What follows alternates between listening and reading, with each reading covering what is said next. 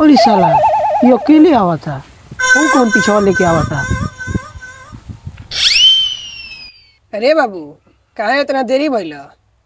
का है ना मामा, गए थे हम कमरवा में ना, तो पंखवा जो है कि नहीं चल रहा था, उसको बनाने लगे, फिर टाइम लग गया, ऐसे थोड़ा पसीना वसीना हो गया है। इंजीनियरिंग करे लगला सर? जरूरी है ना, आता है हमको, कर लेते हैं।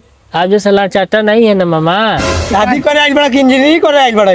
चुप रहिए मामा, इसका पहले बात सुनिए। अरे इशारा में मानवा कब आइया सन? अभी तो तैयार। अरे सत्यनारायण जी चलिए जल्दी द्वार पे। चली आप ही अगुआ बैठी बैठी चलिए। तब बबुआ आवे में तकलीफ ना भइल क्यों नो? नहीं, गाड़ी से नहीं, क्या तकलीफ। तब खुश बाड़ा ना? मजाक मत कर दलाल साले, काम जोन दिया बाबू कर तू। अबे तार भी हुआ कटवा दे हम। कैसे कटवा देबा तू? हां दलाल का बजा तो करबा तू? दलाल हई हां, दलाल हऊ। कटवा दे खाली तार मुंह दे कमाओ त नहीं जा। ठीक है भाई, ठीक है। चलो लो कुर्सी लागल बा, बैठा लो। आई मेहमान सब बैठी सब लोग। बैठो मामा, बैठो। बैठी आप बाबा तू अब बैठ।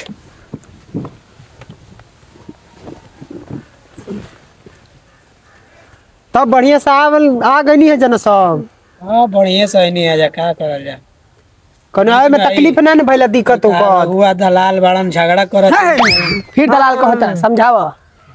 चला ठीक बाटे। लड़का के मामा हवी, सदिया हमरे के करे के बाटे। मामा हो तो 3 ठन गहना लेबा का? अच्छा ठीक बा आ रहा है आराम। आराम। नया जमाना में दहेज वो जो मिलत है उ त लेबा ही ए कर। रामलाल भाई उ छोड़ा, उ पागल हो गेल, तू पानी वानी पिए के व्यवस्था करे हम लोग। ठीक बाटे, बैठल हो आराम से। सब समझिए आओ में कोनो दिक्कत परेशानी ना नु भइल है।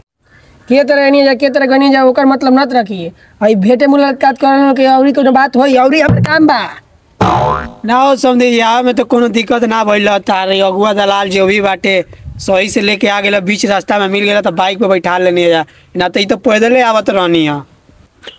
हाँ लड़का तो पसंद बाटे। हाँ हमारा लड़की लायक बाटे। आप लोगों ने का मांग बा का बाद में अब आगे के पर की आप लोग बताई। अब तक ठीक है बाटे। देखी मांग उनके बाद में बात हुई है। लड़का के लड़की दिखाई, लड़का बहुत कटमाऊ है, देखे में जो सीधा तक के लागता है। लड़की के बोलाई रामलाल भाई का करे के बाटे, लड़की दिखा देता नहीं। आ लड़की के हमार तनको शिकायत ना, मैं घर के काम धाम सगरी मार्केट में जाई तो 4-5 गो लड़कन के लिया के जाई, ठीक बा। वो से मार्केट करा के आई तो पूरा माने रात क के आई। देखे के बता के देख लीजिए, लगवे लड़की बिया। अरे तोरी बहन का और लड़की तो 5-5 गो लौंडन के लेके घूमती है, राती खाने मार्केट क के आवती है। छोड़ा हमारा का लेवे देवे के बा, तोरा के लड़की पसंद भी है, बात करके देखे के पड़ी। देख ले। हमारा के नइके रखे के, तोरा के रखे के बाटे, आ तोर माई के रखे के बाटे। तू देख ले कैसन लड़की भी है, बात विचार कर ले, होने ले जाके। कोहे के रहल कि हम इनकरा से अकेले में बतिया सकेंगे। जा सकेलन लो। हाँ हाँ जा ले जा।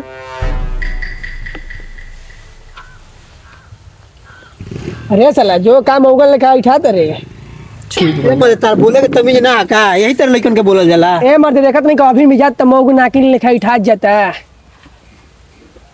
सही में दलाल दूरे से दूरे। रउआ नाम का पड़ी? हमार नाम है चभोली। ठीक बा, चभोली। Oh my God. हाथ बड़ा महंगा और का आवेला? सब पैबा ना। मैं चीज कर ले हां दूरे से लेके घुमाइयो ले। तंदूरी बना के। अरे पूछा तनी।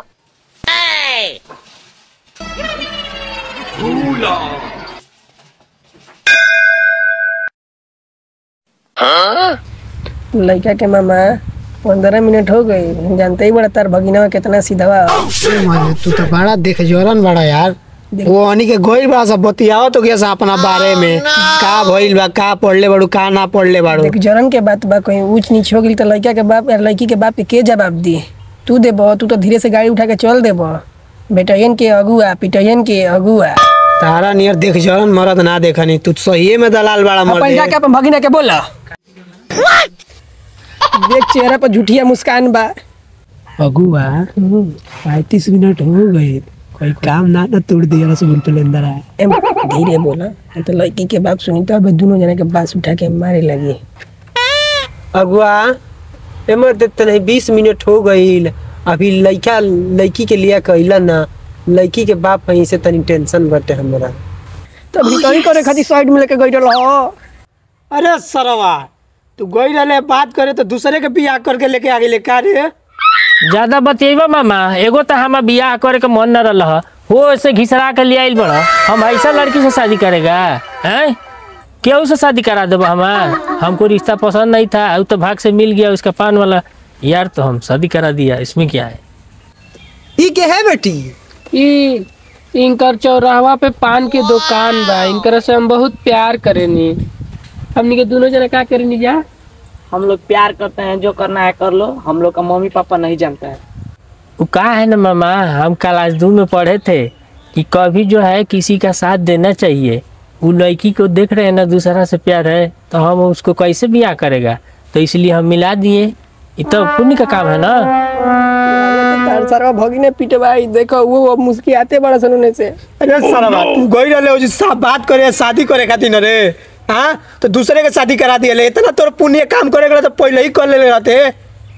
ससुर जी तू दुख बड़ा चाहे खुशी, हमनी के तार गोड़ छुके गोड़ लाते हैं, हमनी के जाते हैं। अरे तहनी के जाओ सरे। अगुआ राम, हमार तो काम हो गइल बा, अही करो काम हम कराई दिले बनी। आज तो लात खजा चाहे जूता। देखी बेटी के बाबूजी, हमार कहे का मतलब ही बा, हमार जौन काम रहल तार लड़की पसंद ना रही, तार हम बियाह करा देनी। आ थैंक यू बोले के बाद हे दू जना लोग बोलल हम चलत तनी, नमस्कार। तहनी के जा से तहनी से बाद में हिसाब है, हे अगुआ से हे मामा से हिसाब होई अब हमार। का हो मामा ही ओइलो त बड़ी टाइट बन गेल। तार भगिना त हाथ जोड़ के गई, पीठ तैयार रखिए, बा समनिए के ऊपर गिरी। हम का जानी हो डबर दलाल कि साला इतना सूत्रवाल निकल। अब तू ये कुछ कर, धीरे से हाथ जोड़ के निकल जाए जैसे। अरे का बा पीठ पर खाए के तैयार रह। तबे से हम चुप्पी सधल रहनी हाँ, तो हम लोग के अबे हम समझावत तनी रहल तो हम लोग मैं अगुआई हम भूलवावत तनी। रुकल एबार तो हम लोग हम बतावत तनी, मैं खेला तो हम लोग को बुझवावत तनी। एबार रुकल तनी लाठी के जुगाड़ कर ली तो हम लोग के हम व्यवस्था कर दी। भागा ए सर मामा ने ते कहू बस ना गिरी। अरे भागो मर दे, पहले यही तरह चालू का करे के बा।